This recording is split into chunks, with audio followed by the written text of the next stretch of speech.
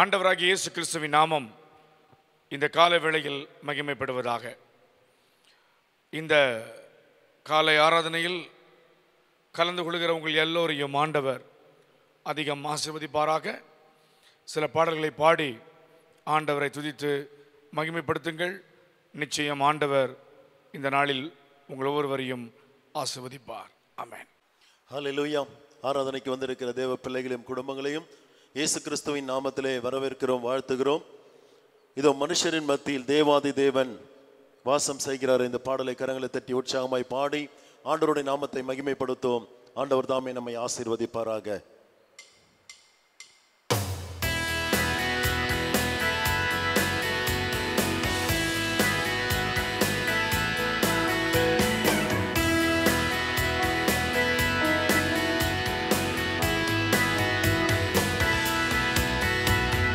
மனுஷரின் மத்தியில் தேவாதி தேவனே வாசம் செய்கிறாரே.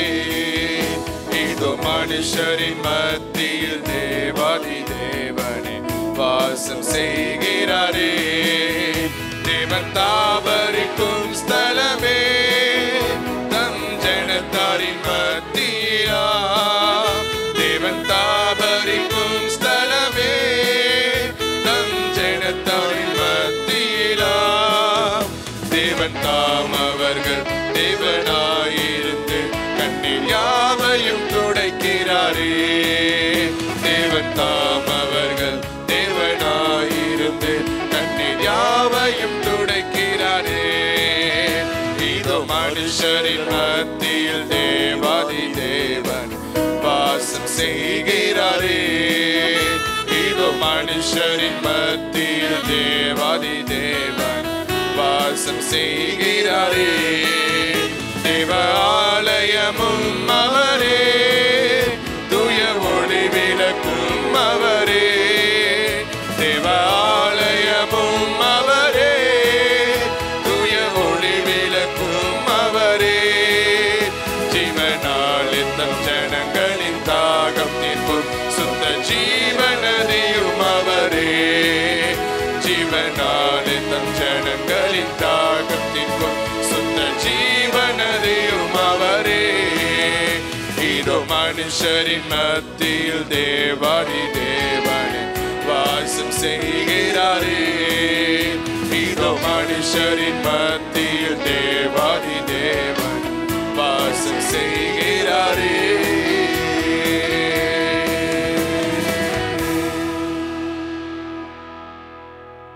ஹல்லேலூயா. இன்னொரு பாடலை கூட பாடி ஆண்டவருடைய நாமத்தை மகிமைப்படுத்துவோம். ஆனந்த களிப்புள்ள உதடுகளால் போற்றி புகழ்கிறேன். இந்த பாடலை உற்சாகமாய் கரங்களை தட்டி பாடுவோம். ஆண்டவர் நம்மை ஆசீர்வதிப்பாராக.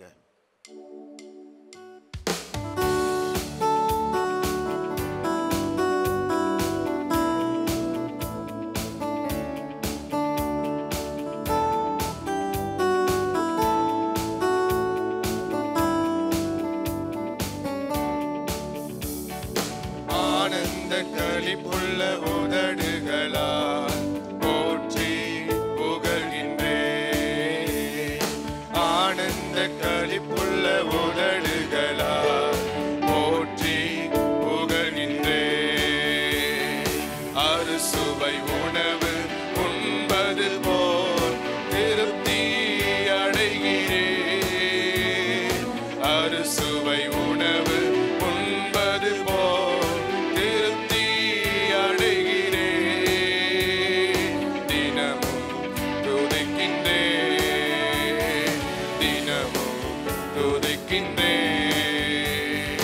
ஆனந்த களிப்புள்ள உதடுகளால் போற்றி புகழ்கின்றேன். ஆனந்த களிப்புள்ள உதடுகளால் போற்றி புகழ்கின்றேன். மேலானது உம் பேரன்பு, உயிரினும் மேலானது. மேலானது உம்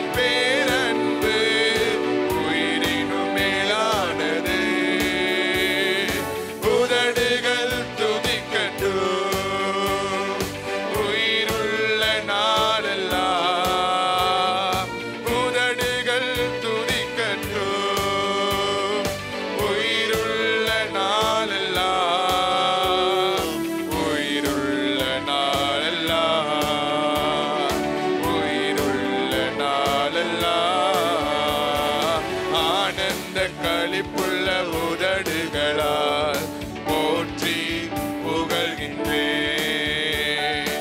ஆனந்த களிப்புள்ள உதடுகளால் போற்றி புகழ்கின்றேன். தேவனே நிரன் தேவன் தேடுவேன் ஆர்வமுடன்.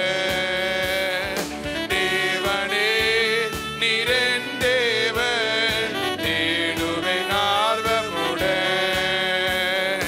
மகிமை வாஞ்சிக்கின்றேன், உம் வல்லமை காண்கின்றேன். மகிமை வாஞ்சிக்கின்றேன், உம் வல்லமை காண்கின்றேன். உம் வல்லமை காண்கின்றேன், உம் வல்லமை காண்கின்றேன். ஆனந்த களிப்புள்ள உதடுகளால் போற்றி புகழ்கிறேன். ஆனந்த களிப்புள்ள உதடுகளால் போற்றி புகழ்கின்றேன். ஹல்லேலூயா. கர்த்தருடைய பரிசுத்த நாமத்துக்கு மகிமை உண்டாவதாக. இந்த நாளிலும் கூட சங்கீதத்திலிருந்து 43ஆம் சங்கீதத்தை நாம் எல்லோரும் சேர்ந்து வாசிப்போமாக. தேவனே, நீர் என் நியாயத்தை விசாரித்து பக்தி இல்லாத ஜாதியாரோடே எனக்காக வழக்காடி சூதும் அநியாயமான மனுஷனுக்கு என்னை தப்பிவியும். என் அரணாகிய தேவன் நீர், ஏன் என்னை தள்ளிவிடுகிறீர்? சத்ருவினால் ஒடுக்கப்பட்டு நான் ஏன் துக்கத்துடனே திரிய வேண்டும்? உமது வெளிச்சத்தையும் உமது சத்தியத்தையும் அனுப்பியருளும். அவைகள் என்னை நடத்தி உமது பரிசுத்த பர்வதத்திற்கும் உமது வாசஸ்தலங்களுக்கும் என்னை கொண்டு போவதாக. அப்பொழுது நான் தேவனுடைய பீடத்தண்டைக்கும் எனக்கு ஆனந்தமும் மகிழ்ச்சியாக இருக்கிற தேவனிடத்துக்கும் பிரவேசிப்பேன். தேவனே, என் தேவனே, உம்மை சுரமண்டலத்தால் துதிப்பேன். என் ஆத்துமாவே, நீ ஏன் கலங்குகிறாய்? ஏன் எனக்குள் திகைக்கிறாய்? தேவனை நோக்கி காத்திரு. என் முகத்திற்கு ரட்சிப்பும் என் தேவனுமாய் இருக்கிறவரை நான் இன்னும் துதிப்பேன். கர்த்தர் தாமே சங்கீதத்தை ஆசீர்வாதமாக மாற்றி தருவாராக. ஆமேன்.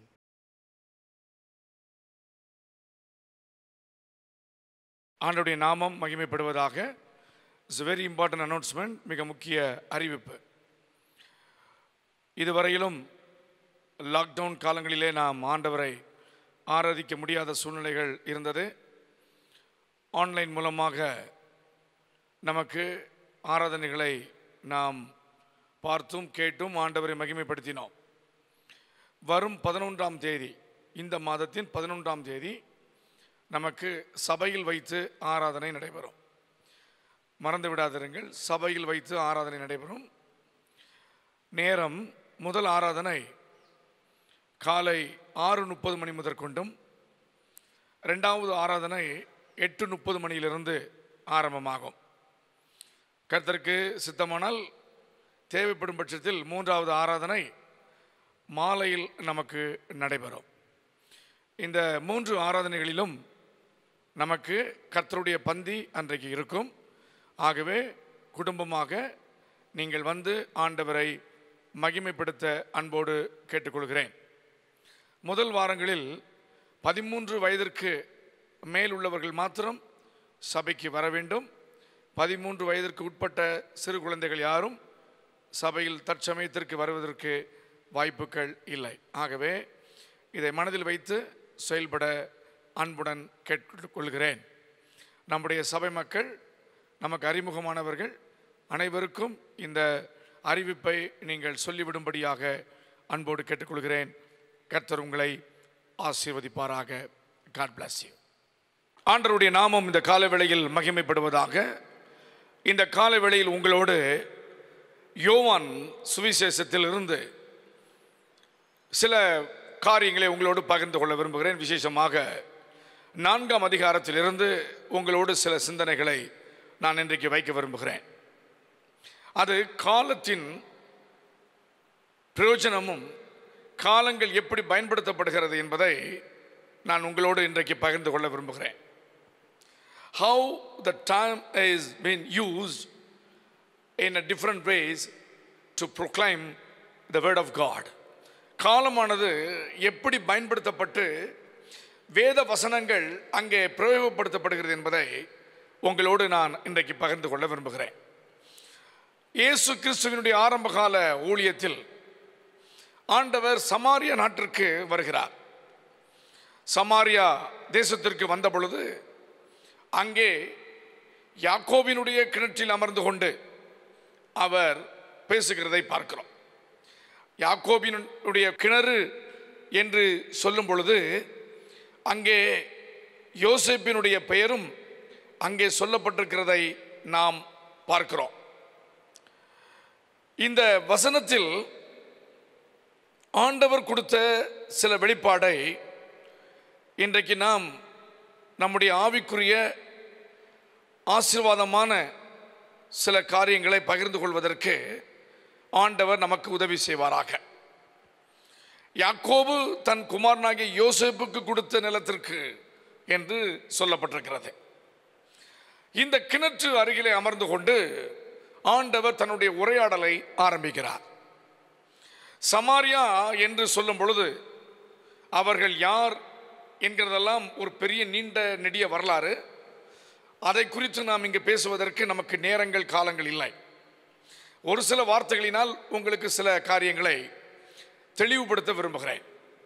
சமாரியர்கள் எப்ராயிம், மனாசே, இவர்கள் 2 பேரும் யோசேப்பினுடைய பிள்ளைகள். இந்த யோசேப்பு அங்கே அவருடைய சரீரம் மாத்திரம் எகிப்திலிருந்து இங்கே கொண்டு வரப்படுகிறது. இந்த எப்ராயிம், மனாசே இந்த 2 பேரும் யோசேப்பினுடைய பிள்ளைகள். இவர்களிலிருந்து தான் இந்த சமாரியர்கள் என்கிறதான இந்த யூத பிரிவு வருகிறதை பார்க்கிறோம். இந்த அடிப்படையில் தான் அங்கே யோசேப்பின் கிணறு என்று சொல்லப்பட்டிருக்கிறது. யாக்கோபினுடைய தகப்பனாக இருந்தாலும் எப்ராயிம், மனாசே இந்த 2 பேரும் யோசேப்பினுடைய குமாரர்களாக இருந்தபடியினால் அவர்கள் யோசேப்பின் கிணறு என்று சொல்லி அதற்கு விளக்கம் கொடுக்கிறதையும் விளக்கம் இருக்கிறதையும் நாம் வேதத்தில் வாசிக்கிறோம். இந்த சூழ்நிலையில் இரண்டாவதாக சமாரியர்கள் விரும்பத்தக்கக்கூடியவர்கள் அல்ல. அவர்கள் தொடக்கூடாதவர்களும் அவர்களால் மதிக்கப்படாதவர்களுமாக இருந்தார்கள். The Jews never ever liked them. Why? Because they have kept them aside as a kind of untouchability. அவர்களை தொடத்தகாதவர்கள் என்கிறதான நிலைமையில் தான் அவர்களை வைத்திருந்தார்கள். இந்த சூழ்நிலையில் இயேசுவானவர் அந்த பட்டணத்திற்குள் செல்கிறார். சமாரியாவிற்குள் ஒருவன் செல்ல வேண்டும் என்று சொன்னால், ஒரு யூதன் சமாரிய தேசத்திற்குள் செல்ல வேண்டும் என்றால் அதை கடந்துதான் அந்த ஊருக்கு அவன் செல்ல வேண்டும். சமாரியாவிற்கு மேலே ஒரு இடத்துக்கு அவன் செல்ல வேண்டும் என்று சொன்னால் அந்த சமாரியாவிற்குள் நேராக செல்ல முடியாது. சமாரியாவை சுற்றித்தான் மற்ற இடத்திற்கு அவன் செல்ல வேண்டும். இது அந்த நாட்களில் இருந்த ஒரு பழக்கமும் வழக்கமும் ஆக இருந்தது. இயேசு இந்த தடைகளை உடைக்கிறார். இயேசுனுடைய வாழ்க்கையில் 2 சம்பவங்கள் மிக முக்கியமானது. ஒன்று, சமாரிய ஸ்திரியை இயேசு சந்தித்தார். லூக்கா 10ஆம் அதிகாரத்தின் 30ஆம் வசனத்தில் இருந்து நீங்கள் வாசித்தால் அங்கே நல்ல சமாரியனுடைய ஒரு சம்பவத்தை ஆண்டவர் விளக்குகிறதை பார்க்கிறோம். ஆகவே இந்த 2 சம்பவங்களும் ஆண்டவராகிய இயேசு கிறிஸ்துவின் வாழ்க்கையில் தன்னுடைய ஊழிய காலங்களில் அவர் செய்த மிக முக்கியமான 2 காரியங்கள். இந்த அடிப்படையில் இன்றைக்கு நான் வேகமாக உங்களிடத்தில் சில காலங்களினுடைய அருமையை நான் உங்களுக்கு விளக்க விரும்புகிறேன். இந்த சமாரிய ஸ்திரியை ஆண்டவர் சந்திக்கிறார். அவருடைய வாழ்க்கையை ஆண்டவர் பார்க்கிறார். அவருடைய சூழ்நிலைகளை அறிகிறார். ஆண்டவராகிய கர்த்தர் தன்னுடைய வேத வசனத்தை அவளுக்கு பகிர்ந்து கொடுக்கிறதை பார்க்கிறோம். விசேஷமாக இந்த பேச்சுவார்த்தை, இந்த dialogue between Jesus and Samaritan woman, அவங்க 2 பேருக்கும் நடந்த அந்த உரையாடலில் முதலாவது இயேசுவை அவள் ஆண்டவரை என்று ஆரம்பித்து பேசுகிறார். சில நேரங்கள் சென்ற பின்பு அவரை தீர்க்கதரிசி என்று சொல்கிறார். அதற்கு பின்பாக நீர் கிறிஸ்துவோ என்று சொல்லுகிறார். அதற்கு பின்பாக நீர் மேசியாவோ என்று சொல்லுகிறார். அதற்கு பின்பாக நீர் உலக ரட்சகர் என்கிறதான ஒரு அறிவிப்பை அவள் கொடுக்கிறதை பார்க்கிறோம். வேதத்தில் எந்த அதிகாரத்திலும் இத்தனை பெயர்கள் ஆண்டவருக்கு கொடுத்ததாக எனக்கு ஞாபகத்தில் இல்லை. இந்த ஒரு அதிகாரத்தில் மாத்திரம்தான் இத்தனை பெயர்களும் கொடுக்கப்படுகிறது. அதோடு கூட ரபி என்கிறதான ஒரு வார்த்தையும் அங்கே இயேசுவை குறித்து சொல்கிறதை பார்க்கிறோம். ரபி என்றால் போதகரே, டீச்சர் என்று அர்த்தம். இதை சீசர்கள் அந்த அதிகாரத்தில் குறிப்பிடுகிறார்கள். ஆகவே இயேசு, கர்த்தர், தீர்க்கதரிசி, மேசையா, ரபி, உலக ரட்சகர் என்கிறதான வார்த்தை எல்லோருக்கும் பொருந்துமா என்றால் எல்லோருக்கும் பொருந்தாது.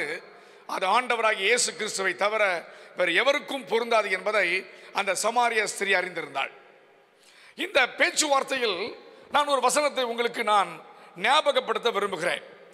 4ஆம் அதிகாரத்தின் 23ஆம் வசனம், உண்மையாய் தொழுது கொள்ளுகிறவர்கள் பிதாவை ஆவியோடும் உண்மையோடும் தொழுது கொள்ளும் காலம் வரும், அது இப்பொழுதே வந்திருக்கிறது. தம்மை தொழுது கொள்ளுகிறவர்கள் இப்படிப்பட்டவர்களாக இருக்கும்படி பிதாவானவர் விரும்புகிறார். Yet a time is coming and has now come when the true worshippers will worship the Father in spirit and truth, for they are the kind of worshippers the Father seeks. இந்த வேத வசனத்தின் அடிப்படையில் நான் சில காரியங்களை உங்களோடு பகிர்ந்து கொள்ள விரும்புகிறேன். Number 1, time to worship God. தேவனை தொழுது கொள்ளும் காலம். கர்த்தருக்கு மகிமை உண்டாவதாக. இந்த உலகத்தில் இருக்கக்கூடிய சூழ்நிலைகளில் நாம் சற்று சேர்த்து பார்க்கும் பொழுது ஆண்டவரை தொழுது கொள்ளும் காலம் இந்த உலகத்திற்கு சீக்கிரம் வருகிறது. கர்த்தருக்கு ஸ்தோத்திரம் உண்டாவதாக. பாவியான மனிதனாக இருந்தாலும் சரி, இயேசுவை தொழுது கொள்வதற்கு என்று ஒரு குறிப்பிட்ட காலமும் அவகாசமும் தேவையில்லை.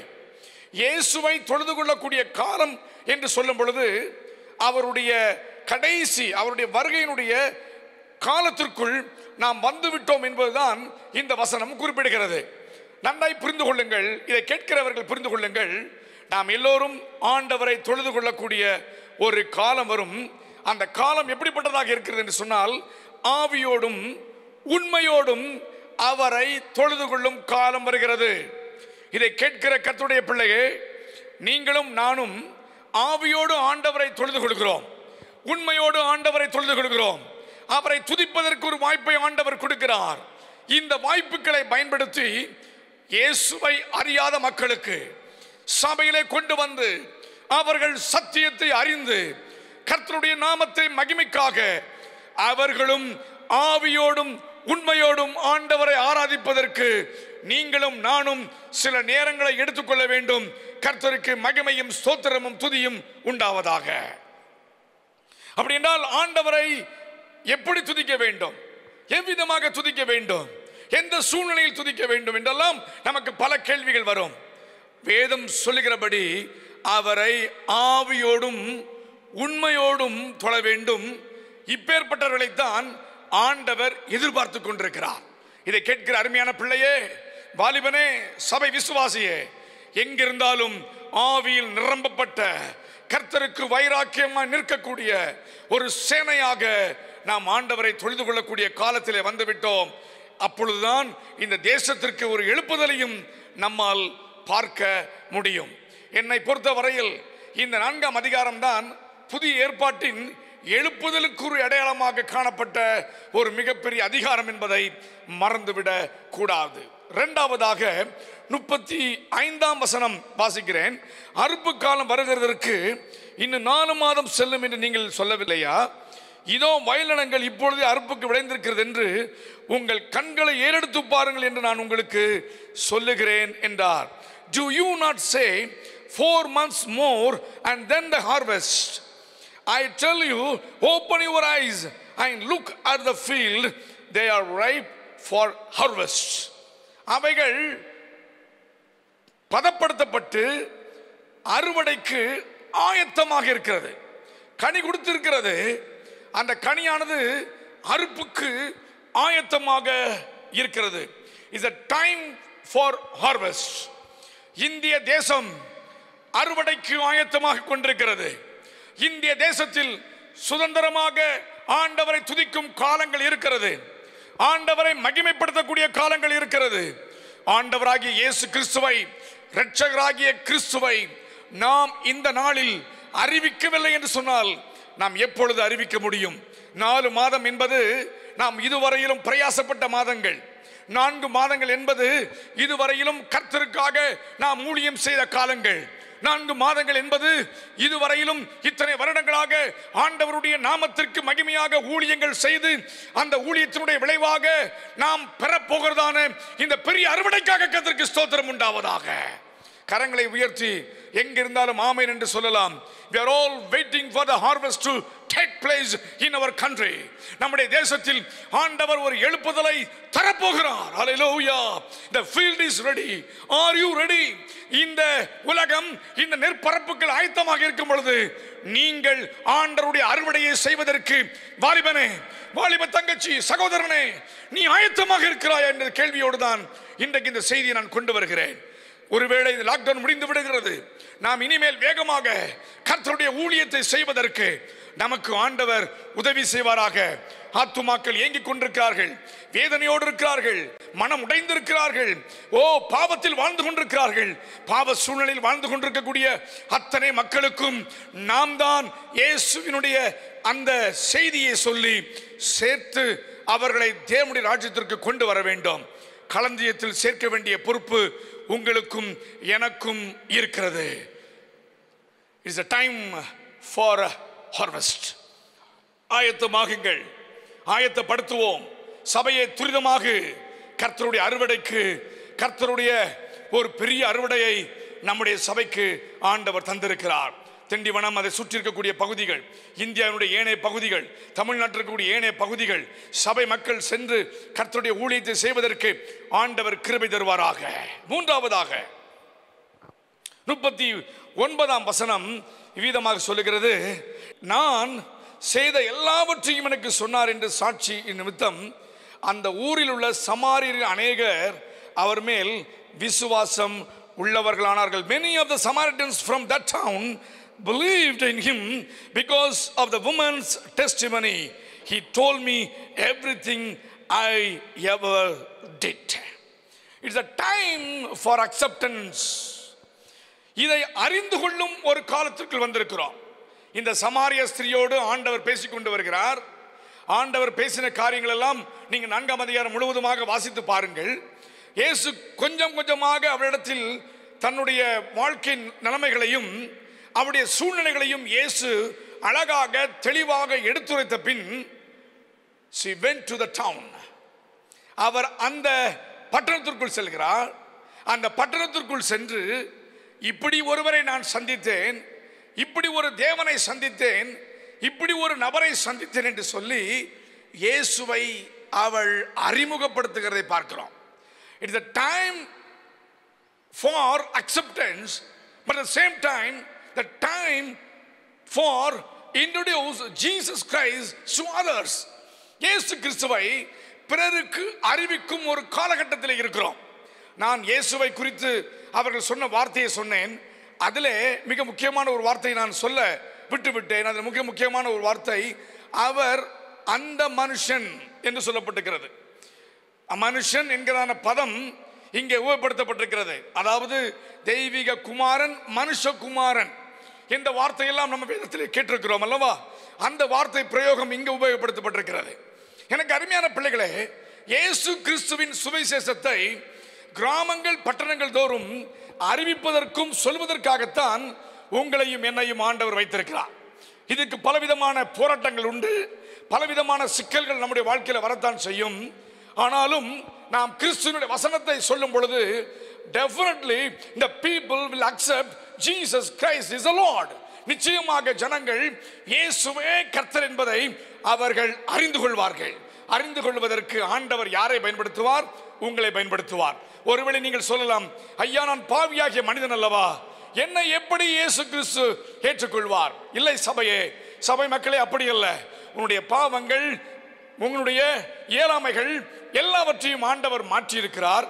நீதான் இந்த தேசத்திற்கு நம்பிக்கை, இந்த தேசத்தினுடைய நம்பிக்கை நட்சத்திரமாக, இந்த தேசத்தின் ஆசீர்வாதமாக அநேகரை இயேசு வண்டையில் கொண்டு வரக்கூடிய ஒரு பாத்திரமாக உங்களை ஆண்டவர் இந்த நாட்களில் எடுத்து பயன்படுத்துவார். செல்லுங்கள், கிராமங்களுக்கு செல்லுங்கள், பட்டணங்கள் தோறும் சென்று ஆண்டவராகிய இயேசு கிறிஸ்துவை குறித்து சொல்லுங்கள். இந்த தேசத்திற்கு எழுப்புதல் நம் சபையின் மூலமாக, உன் மூலமாக என்று நீ டிக்ளேர் பண்ணிப்பார். நிச்சயம் ஆண்டவராகிய இயேசு கிறிஸ்துவை பட்டணங்கள் தோறும் சொல்வதற்கு ஆண்டவர் கிருபை தருவாராக. ஹல்லேலூயா.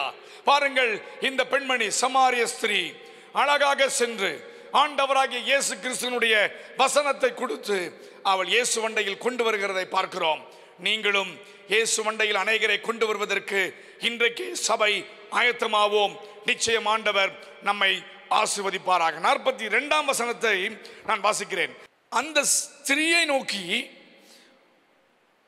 உன் சொல்லி நிமித்தம் அல்ல, அவருடைய உபதேசத்தை நாங்களே கேட்டு அவர் மெய்யாக கிறிஸ்துவாகிய உலக இரட்சகர் என்று அறிந்து விசுவாசிக்கிறோம் என்றார்கள். They said to the woman, we no longer believe just because of what you have said. Now we have heard ourselves and we know that this man really the savior of the world. பாருங்கள், the time for acknowledgement, இது இந்த நாட்களில் அனுசரிக்கப்படக்கூடிய ஒத்துக்கொள்ளக்கூடிய ஒரு காலம். எப்படி என்று கேளுங்கள். இந்த ஸ்திரீயானவள் சென்று அங்கே ஆண்டவராகிய இயேசு கிறிஸ்துவை குறித்து சொல்லுகிறாள்.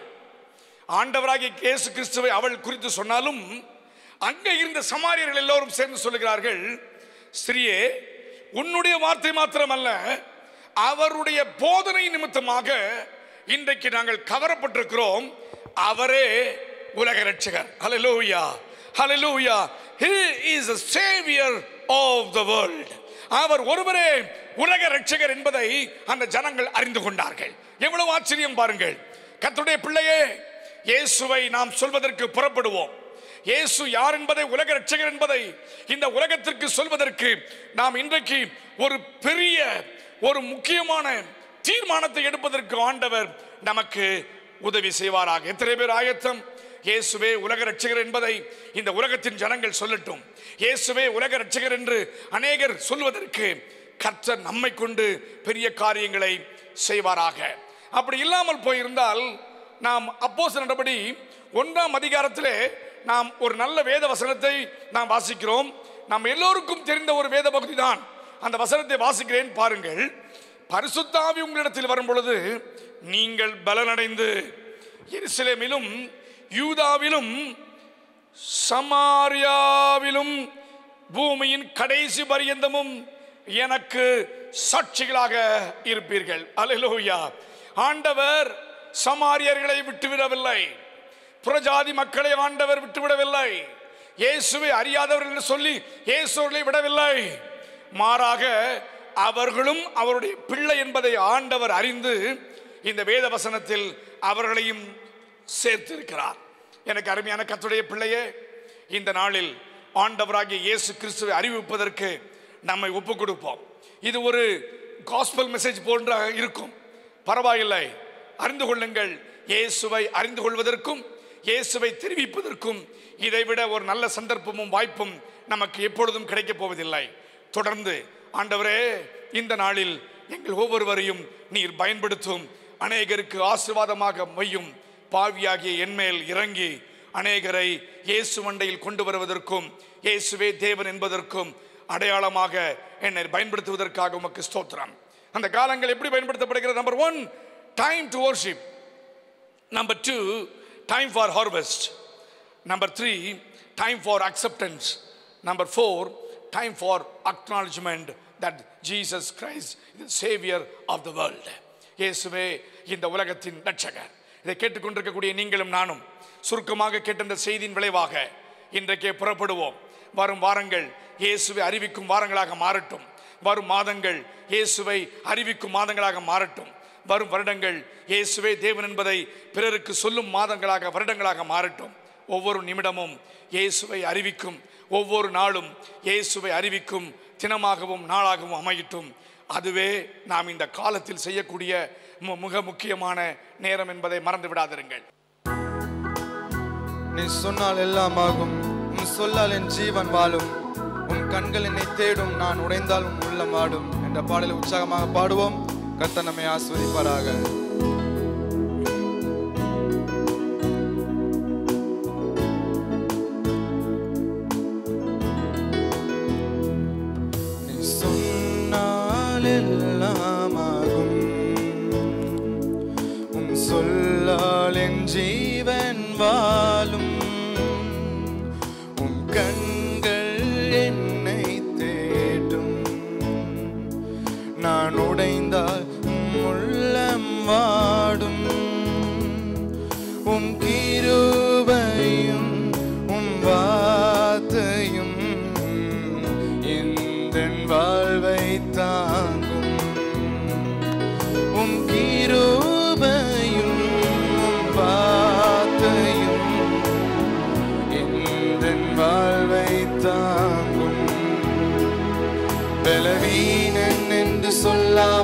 பலவான் என்பேன் நான்.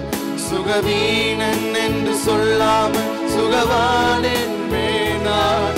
பலவீனன் என்று சொல்லாமல் பலவான் என்பேன் நான்.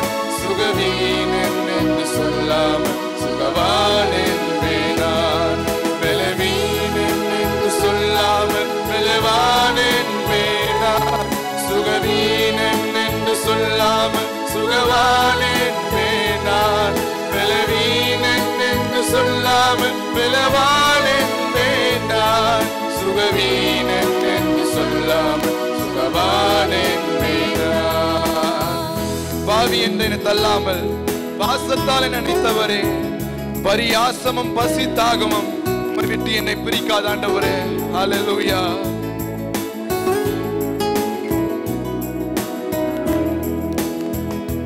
பாவி என்னை தள்ளாமல் பாசத்தால் என்னை அணைத்தவரே. பாவி என்னை தள்ளாமல் பாசத்தால் என்னை அணைத்தவரே. பரியாசமும் பசித்தாகமும் உம்மை விட்டு என்னை பிரிக்காதே. பரியாசமும் பசித்தாகமும் உம்மை விட்டு என்னை பிரிக்காதே. பலவீனன் என்று சொல்லாமல் பலவீனன் என்று சொல்லாமல் பலவான் என்பேன் நான். சுகவீனன் என்று சொல்லாமல் சுகவான் என்பேன் நான். பலவீனன் என்று சொல்லாமல் பலவான் என்பேன் நான். சுகவீனன் என்று சொல்லாமல் சுகவான் என்பேன் நான். பலவீனன் என்று சொல்லாமல் பலவான் என்பேன் நான். சுகவீனன் என்று சொல்லாமல் சுகவான் என்பேன் நான்.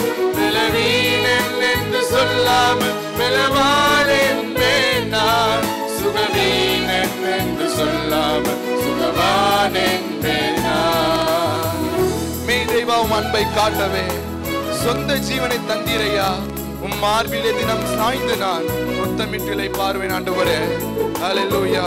உம்முடைய சொந்த ஜீவனை தந்தவரே, எங்களுக்காக அடிக்கப்பட்ட ஆட்டுக்குட்டியே, உமக்கு ஸ்தோத்திரம்.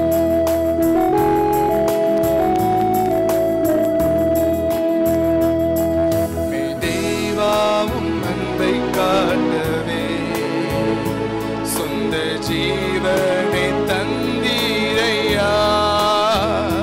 மெய் தெய்வா, உம் அன்பை காட்டவே சொந்த ஜீவனை தந்தீரையா.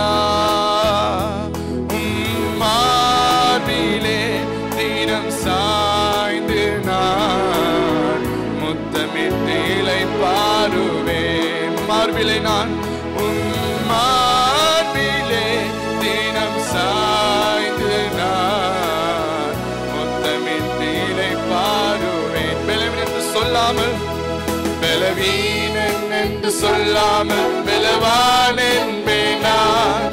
சுகவீனன் என்று சொல்லாமல் சுகவான் என்பேன் நான். பலவீனன் என்று சொல்லாமல் பலவான் என்பேன் நான். சுகவீனன் என்று சொல்லாமல் சுகவான் என்பேன் நான். பலவீனன் என்று சொல்லாமல் பலவான் என்பேன் நான். சுகவீனன் என்று சொல்லாமல் சுகவான் என்பேன் நான். பலவீனன் என்று சொல்லாமல் பலவான் என்பேன் நான். சுகவீனன் என்று சொல்லாமல் சுகவான் என்பேன் நான். நீ சொன்னால் எல்லாம் ஆகும், உம் சொல்லால் என் ஜீவன் வாழும். உம் கண்கள் என்னை தேடும், நான் உடைந்தால் உம் உள்ளம் வாடும்.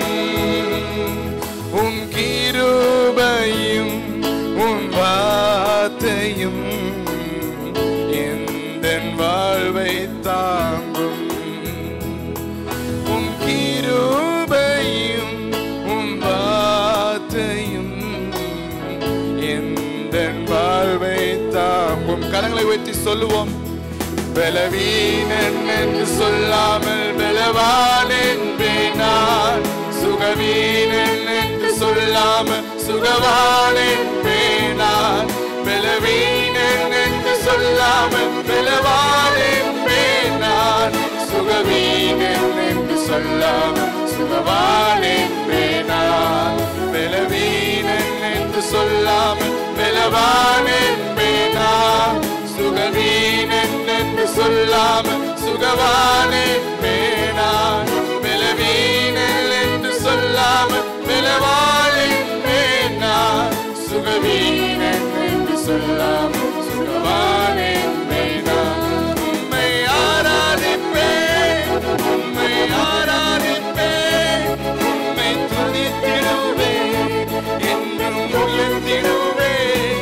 உம்மை ஆராதிப்பேன், உம்மை ஆராதிப்பேன், உம்மை துதித்திடுவேன், உயர்த்திடுவேன், என்றும் உயர்த்திடுவேன். கரையில் உயர்த்தி சொல்லுவோம். ஹல்லேலூயா. மீண்டும் இந்த பாடலை பாடுவோம். இந்த வரிகளை பாடுங்கள் கூட சேர்ந்து. உம்மை ஆராதிப்பேன், உம்மை ஆராதிப்பேன், உம்மை துதித்திடுவேன், என்றும் உயர்த்திடுவேன். ஹல்லேலூயா. மீண்டும் உம்மை ஆராதிப்பேன், உம்மை ஆராதிப்பேன், உம்மை துதித்திடுவேன், என்றும் உயர்த்திடுவேன். உம்மை ஆராதிப்பேன், உம்மை ஆராதிப்பேன், என்றும் துதித்திடுவேன், என்றும் உயர்த்திடுவேன். உம்மை துதித்திடுவேன், என்றும் உயர்த்திடுவேன், என்றும் துதித்திடுவேன், உயர்த்திடுவேன்.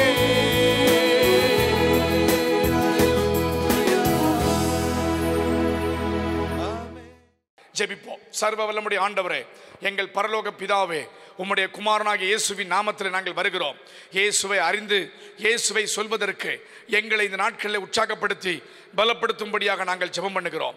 இருக்கும் நேரங்களையும் காலங்களையும் நாங்கள் சரியாக பயன்படுத்திக் கொள்வதற்கு நீர் எங்களுக்கு உதவி செய்யும்படியாக நாங்கள் ஜெபம் பண்ணுகிறோம். தொடர்ந்து எங்கள் மேல் உம்முடைய நல்ல கிருபையை விளங்க பண்ணி எங்கள் ஒவ்வொருவரையும் நீர் ஆசீர்வதிக்கும்படியாக நாங்கள் ஜெபிக்கிறோம். சபை மக்கள் ஒவ்வொருவரையும் ஆசீர்வதித்து வழி நடத்தும். இயேசுவின் நாமத்தில் ஜெபிக்கிறோம் எங்கள் அருமை நல்ல பிதாவே, ஆமென். கர்த்தர் உங்களை ஆசீர்வதிப்பாராக. வரக்கூடிய 11ஆம் தேதி காலையிலிருந்து உங்களை சந்திக்க ஆவலோடு நாங்கள் இருக்கிறோம். உங்கள் ஒவ்வொருவரையும் குடும்பங்களையும் ஆண்டவர் ஆசீர்வதிப்பாராக. இந்த நாட்களில் கேட்ட செய்தியின்படியாக அநேகருக்கு இயேசுவை அறிவியுங்கள். அதுவே புத்தியுள்ள ஆராதனை. God bless you.